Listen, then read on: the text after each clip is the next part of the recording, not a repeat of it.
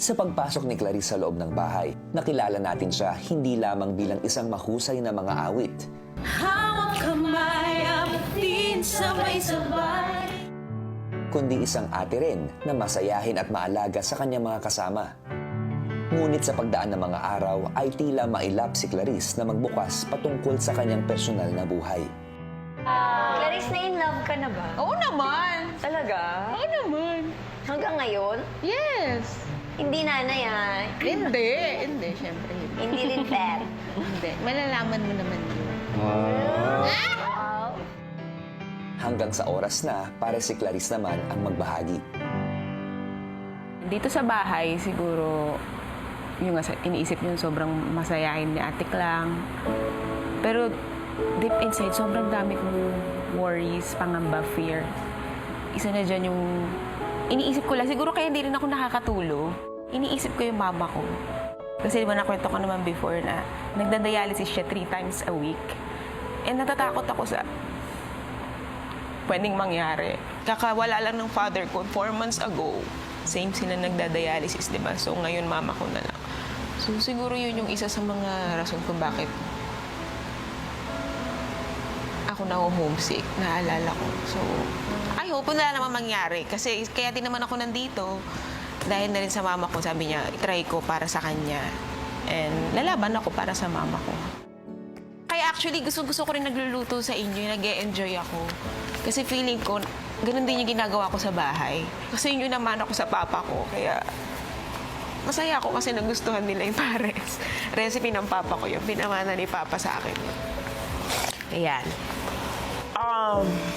Tagal kong pinag-isipan kung sasali ako ng PBB kasi hindi ko alam kung kaya kong expose yung buhay ko.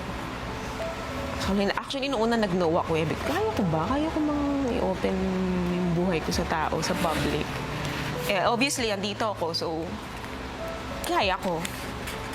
Singin ko, eto na yung time para sabihin sa inyo lahat and to tell the world.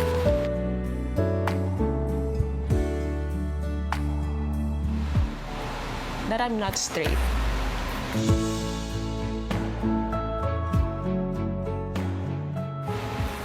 I am bi. Yung kinakwento ko sa inyo na may 4 years akong partner. Love you, Mom. Yes, I have a partner for 4 years. Her name is Trina. Love wins. Love wins. And hindi ko in-expect na masasabi ko ngayon dito. Wala na, lakas na ng loob ko para sabihin. And hindi alam ng public, but alam ng parents ko. Bago mamatay si mamala ang papa ko, alam ng mama ko. And ang kasama ngayon ng mama ko is her.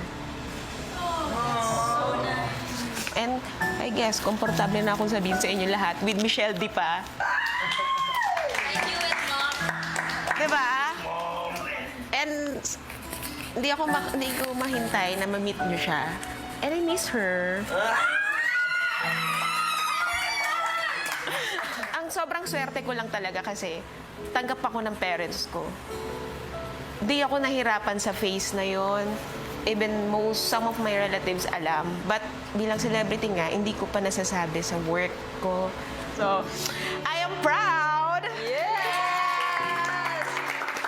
Finally nasabi ko, love wins! Love wins! Kasi gumawa ako ng song, di ba? May musical kami. Sabi nila about kay Margie. Yung mga lyrics na yun, talagang hindi ako nahirapan. It all came from here. Ano ko siya, ang lyrics nun is, Di ka depektibo, Iba man ay manibago. baliko o tuwid, yan ang mundo at walang mali sa'yo. From here. Yes! Walang mali sa atin, Mom. Yes!